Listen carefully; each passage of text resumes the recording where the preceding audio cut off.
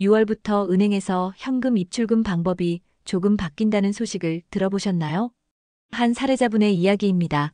30년 동안 운영해오던 동네 세탁소를 정리하면서 그동안 조금씩 모아둔 돈이 있었다고 하셨어요. 집 서랍 깊숙이 보관해두던 현금 6천만 원을 이젠 집에 두기가 무서워서 은행에 모두 입금하셨어요. 그런데 일주일 후에 국세청에서 전화가 온 거예요. 이 돈이 어디서 나온 돈인지 설명해 주시겠어요? 입금 내역에 대해 확인할 게 있습니다 하고 말이죠. 이분은 그 전화를 받고 며칠을 잠도 못 주무시고 걱정만 하셨대요. 내 돈을 내 계좌에 넣었을 뿐인데 왜 국세청에서 연락이 오는 걸까?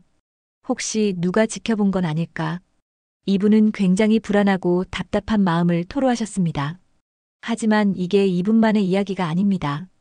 평생 성실하게 살아오신 어르신들이 은행에 돈을 입금했다가 갑자기 세무서나 국세청에서 연락을 받게 되는 경우 말입니다. 금융 규정이 계속 변하고 있는데 이런 변화에 대한 설명을 제대로 듣지 못한 채 갑작스럽게 새로운 절차를 접하게 되시는 거죠. 그래서 여러분께 이런 변화들이 무엇인지, 왜 생겼는지, 그리고 어떻게 대응하면 좋을지에 대해 차근차근 말씀드리려고 합니다. 오늘 영상에서는 현금 거래 감시 시스템이 언제 어떻게 작동하는지, 국세청이 주목하는 핵심 포인트가 무엇인지, 연락을 받았을 때 어떻게 대응해야 하는지, 그리고 많은 분들이 잘 모르는 실전 노하우까지 상세히 알려드리겠습니다. 혹시라도 현금 입출금을 계획하고 계시거나 지금 보유하고 있는 현금이 있으신 분들은 이 영상 꼭 끝까지 시청해 주시길 바랍니다. 이 영상 듣고 나시면 당당하게 내 돈 맞다, 여기서 나온 돈이다라고 말할 수 있으실 거예요. 요즘은 이렇게 현금 입금 하나로 금융기관이나 국세청에서 연락을 받는 분들이 점점 많아지고 있습니다. 특히 중장년층이나 자영업자분들이 이런 경험을 하시는 경우가 늘어나고 있는데 그 이유는 과거와 달리 현재는 모든 금융거래가 실시간으로 감시되는 시스템이 구축되어 있기 때문입니다. 사실 지금 우리나라에는 현금 거래를 자동으로 감시하는 시스템이 작동하고 있습니다. 예전에는 정말 큰 금액의 현금 거래만 감시했지만 이제는 1,000만 원만 넘으면 자동으로 관련 기관에 보고가 되는 시대입니다. 이는 단순히 큰 금액이라는 이유만이 아니라 자금 세탁이나 탈세 등의 범죄를 예방하기 위한 국가적 차원의 감시 체계가 강화되었기 때문입니다. 이 제도를 고액 현금 거래 보고 제도라고 하는데요. 은행 직원이 보고서를 써서 보내는 게 아닙니다. 시스템이 실시간으로 계좌를 들여다보고 있다가 기준을 넘기면 자동으로 통보하는 구조입니다. 과거에는 은행원이 직접 판단해서 보고했다면 지금은 인공지능과 자동화 시스템이 24시간 모든 거래를 모니터링하고 있다고 보시면 됩니다. 그래서 어떤 분들은 이렇게 생각하시죠. 그럼 1,000만 원 넘지 않게 900만 원씩 나눠서 입금하면 되겠네. 하지만 이게 더 위험할 수도 있습니다. 왜냐하면 현대의 금융감시 시스템은 단순히 금액만 보는 것이 아니라 거래의 패턴까지 분석하기 때문입니다.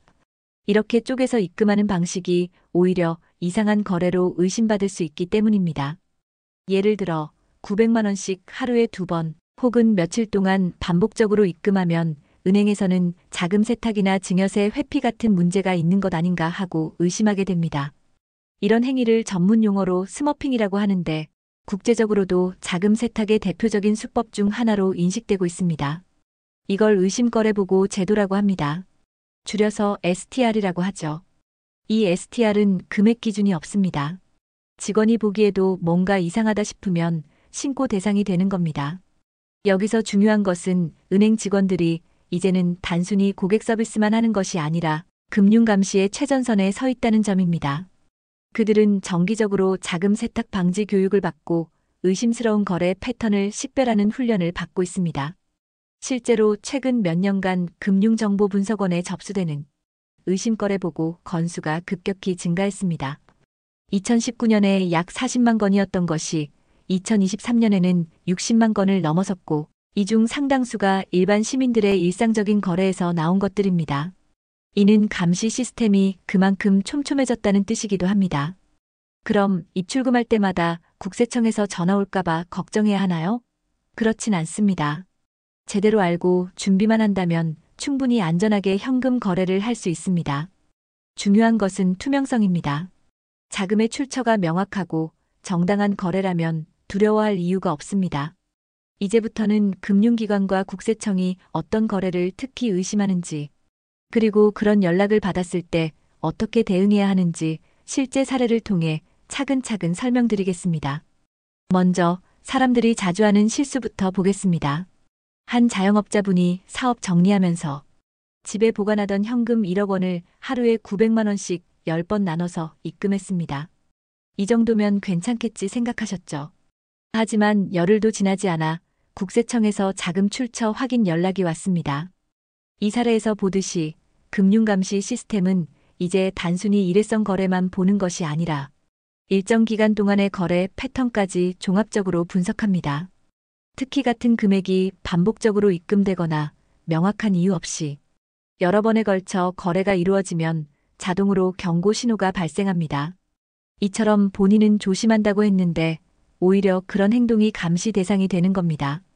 역설적이게도 너무 조심스럽게 행동하려다가 오히려 의심을 받게 되는 상황이 벌어지는 것입니다. 또 이런 경우도 있었습니다. 한 50대 여성분이 퇴직하면서 받은 퇴직금 5천만 원을 은행에 입금하려고 했습니다. 그런데 막상 입금하려니까 걱정이 되더랍니다. 그래서 국세청 상담센터 126번으로 전화를 걸어 이 돈 입금해도 되나요? 라고 물어봤죠. 상담원은 자금 출처가 명확하고 퇴직 관련 서류만 준비되면 문제 없다고 안내해줬습니다. 이처럼 사전에 상담만 받아도 걱정을 덜 수 있는 겁니다. 국세청 상담센터는 이런 문의를 위해 운영되는 것이니까 부담 없이 활용하시면 됩니다. 그렇다면 국세청과 은행이 이상하다고 판단하는 거래는 구체적으로 어떤 것들일까요? 반복적으로 쪼개서 입금하는 거래가 가장 대표적입니다. 예를 들어 8천만 원을 900만 원씩 9번에 나눠 입금한다든지요. 오히려 이런 방식이 의심을 살 수 있습니다. 이는 마치 감시망을 피하려는 의도가 있는 것처럼 보이기 때문입니다. 평소 수입에 비해 너무 큰 금액을 입금하는 경우도 문제가 됩니다. 한 달에 200에서 300만 원 버시는 분이 갑자기 5천만 원을 입금하면 당연히 출처가 뭔지 의심하겠죠. 금융기관은 고객의 평소 거래 패턴을 데이터베이스에 저장하고 있어서 평상시와 다른 패턴이 나타나면 즉시 감지됩니다. 평소 거래 패턴과 너무 다른 경우도 마찬가지입니다. 작은 금액만 거래하던 분이 갑자기 3천만 원, 5천만 원을 입금하면 은행 시스템은 자동으로 반응합니다. 이는 고객의 신용등급이나 소득 수준과 거래 규모가 맞지 않을 때 발생하는 현상입니다. 목적이 분명하지 않은 거래도 의심의 대상이 됩니다. 직원이 입금 이유를 물었을 때 그냥요, 필요해서요라고만 말하면 자금 세탁이 아닐까 의심받을 수 있습니다. 현대 사회에서는 큰 금액의 현금 거래가 드물기 때문에 그 목적이 명확하지 않으면 당연히 의심스럽게 보일 수밖에 없습니다. 여러 은행을 돌아다니며 입출금하는 경우도 문제가 됩니다. 한날에 어은행, 비은행, 시은행을 들러갔기 다른 계좌로 현금을 입금한다면 그 자체로도 감시 대상이 됩니다. 이는 금융기관 간 정보 공유 시스템이 발달하면서 가능해진 감시 방법입니다. 또 다른 사례를 볼까요? 한 어르신이 자녀 결혼 자금으로 현금을 보내주려 했습니다. 그런데 혹시 세금 문제가 생길까봐 직접 자녀에게 입금하지 않고 아내 명의의 계좌를 거쳐 보냈습니다. 그런데 이 거래가 반복되자 FIU, 즉 금융정보분석원 시스템에 걸렸고 결국 국세청에서 연락이 왔습니다. 이 사례는 매우 중요한 교훈을 줍니다. 선의의 목적이라 하더라도 우회적인 방법을 사용하면 오히려 의심을 받을 수 있다는 점입니다. 증여세를 피하려다가 더 큰 문제에 휘말릴 수 있는 것이죠. 이처럼 내 돈이라도 남의 계좌를 거치는 순간 숨기려는 시도로 간주될 수 있습니다. 현재의 금융감시 시스템은 단순히 금액의 크기뿐만 아니라 자금의 흐름, 즉 돈이 어떤 경로를 통해 이동하는지까지 추적합니다. 또 어떤 분은 은행 직원이 입금 이유를 묻자 바빠서 그냥 빨리 해주세요 하고 자세한 설명 없이 넘어가려 했는데 그게 오히려 의심을 불러일으키기도 했습니다. 은행 직원들은 법적으로 고객의 거래 목적을 확인할 의무가 있습니다. 이를 회피하려는 태도는 자연스럽게 의심을 불러일으킬 수밖에 없습니다. 자, 그럼 이제 국세청에서 연락이 왔을 때 어떻게 대응하는 것이 좋을까요? 먼저 당황하지 마시고 차분히 어떤 거래를 문제 삼는지 정확히 물어보세요. 무조건 모든 거래 내역을 제출하라는 요청에는 응할 필요 없습니다. 국세청도 명확한 근거 없이 무작정 자료를 요구할 수는 없거든요. 그리고 바로 대답하지 말고 확인 후 연락드리겠다고 시간을 벌어두세요. 급하게 대답하다가 실수하는 경우가 많습니다. 충분히 생각하고 정확한 정보를 제공하는 것이 중요합니다. 그 다음 혼자 해결하려 하지 마시고 세무사나 전문가에게 상담을 받는 게 좋습니다. 세무 관련 법규는 매우 복잡하고 계속 변화하기 때문에 전문가의 도움 없이는 실수하기 쉽습니다. 또한 관련된 자료들을 차분히 정리해 두시는 것이 중요합니다. 해당 자금이 어디서 왔는지 증빙할 서류나 자료가 있다면 미리 챙겨두세요. 통장 내역, 계약서, 퇴직 증명서, 상속 관련 서류 등이 해당됩니다. 특히 현금의 경우에는 그 출처를 증명하기가 어렵기 때문에 평소에 관련 자료를 잘 보관해 두는 것이 중요합니다. 그리고 전화로 통화할 경우 담당자 이름, 시간, 대화 내용을 꼭 기록해 두세요. 혹시 나중에 내용이 달라지는 경우에 기록이 큰 도움이 됩니다. 공무원들도 사람이라 실수할 수 있고 담당자가 바뀔 수도 있거든요. 또 대화 중에 화를 내거나 내가 무슨 범죄자냐 처럼 감정적으로 대응하는 건 절대 피해야 합니다. 오히려 상황이 더 복잡해질 수 있습니다. 감정적인 반응은 오히려 숨길 것이 있다는 인상을 줄 수 있어요. 마지막으로 아예 국세청의 연락 자체를 받지 않도록 예방하는 방법도 있습니다. 큰 금액을 입금하기 전에 국세상담센터 126번으로 미리 전화해 보세요. 퇴직금을 받았는데 입금해도 되나요? 부모님 유산을 정리했는데 문제 없나요? 이런 질문들을 미리 해보시면 됩니다. 상담원이 친절하게 어떤 서류를 준비해야 하는지 알려주실 거예요. 은행에 가실 때도 미리 직원에게 설명해 주세요. 퇴직금입니다. 부동산을 팔고 받은 돈입니다. 이렇게 미리 말씀드리고 관련 서류 퇴직 증명서, 부동산 매매 계약서 등을 가져가시면 훨씬 매끄럽게 처리됩니다. 그리고 평소에 돈의 흐름과 거래 기록을 간단하게라도 기록해 두는 것이 중요합니다. 큰 돈이 들어오거나 나갈 때마다 몇 월 며칠 누구한테서 뭐 때문에 얼마를 받았다 이런 식으로 적어두면 나중에 국세청에서 물어보면 바로 답할 수 있어요.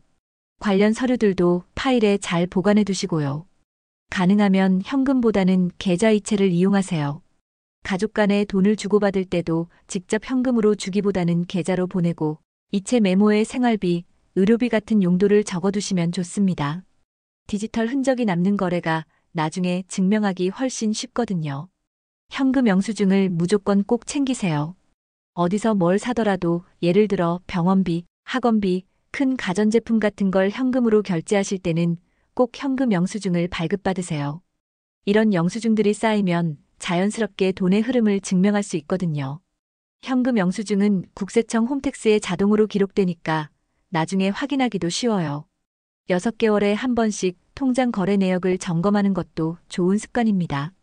혹시 이상해 보이는 거래는 없나 체크해 보시고 큰 거래들은 증빙 서류가 있는지 확인해 보세요. 이런 정기적인 점검을 통해 문제가 생기기 전에 미리 대비할 수 있습니다. 이 정도만 평소에 준비해 두면 국세청 연락을 받을 일 자체가 아예 없어질 수 있습니다. 가장 좋은 방법은 애초에 이런 연락을 받지 않도록 미리 준비하는 것입니다. 생각보다 어렵지 않아요. 지금까지 말씀드린 내용을 들으시면서 이렇게 복잡한데 어떻게 현금 거래를 하란 말인가 하고 걱정되실 수도 있어요. 하지만 정말 걱정하실 필요 없습니다. 정상적인 거래라면 충분히 설명할 수 있고 미리 조금만 준비해 두시면 아무 문제 없이 해결할 수 있어요. 일상에서의 이런 작은 습관들이 모여서 여러분을 큰 문제로부터 지켜줄 수 있어요. 특히 기록을 남기는 습관이 중요해요. 사람은 시간이 지나면 기억이 희미해지거든요. 1년 전에 받은 돈이 어디서 온 돈인지 정확히 기억하기 어려워요. 하지만 그때그때 메모해두면 나중에 쉽게 찾을 수 있어요.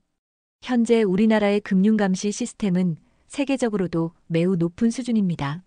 이는 한편으로는 불편할 수 있지만 다른 한편으로는 금융범죄를 예방하고 건전한 금융 질서를 유지하는 데 도움이 됩니다. 중요한 것은 이런 시스템을 적대시하거나 회피하려 하지 말고 올바르게 이해하고 활용하는 것입니다. 세금이나 금융 시스템이 복잡해 보이지만 결국은 정직하게 거래하고 필요한 기록을 남겨두는 것이 가장 안전한 방법입니다. 특히 현금 거래가 점점 줄어드는 현 시점에서 큰 금액의 현금 거래는 자연스럽게 주목받을 수밖에 없습니다. 하지만 이를 두려워하기보다는 투명하고 정직한 거래를 통해 당당하게 대응하는 것이 최선의 방법입니다. 이런 모든 것들을 종합해보면 현재는 모든 거래가 감시받는 시대라는 것을 아셔야 합니다. 하지만 이것을 두려워하실 필요는 없습니다. 의심받는 행동들을 피하고 미리 준비하시면 됩니다. 만약 국세청에서 연락이 와도 당황하지 말고 올바르게 대응하시면 됩니다. 그리고 평소에 좋은 습관을 기르시면 이런 문제를 예방할 수 있습니다. 여러분이 힘들게 모으신 돈이 괜히 세무조사로 날아가는 일은 없어야 합니다.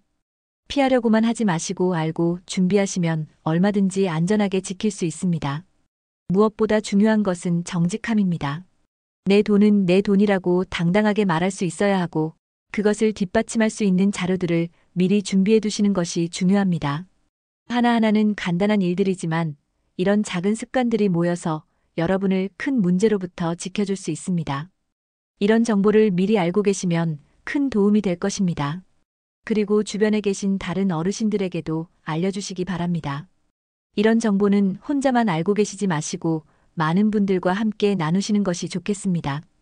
금융 거래를 하실 때는 항상 신중하게 하시고 의문이 생기시면 언제든지 전문가나 관련 기관에 문의하시기 바랍니다.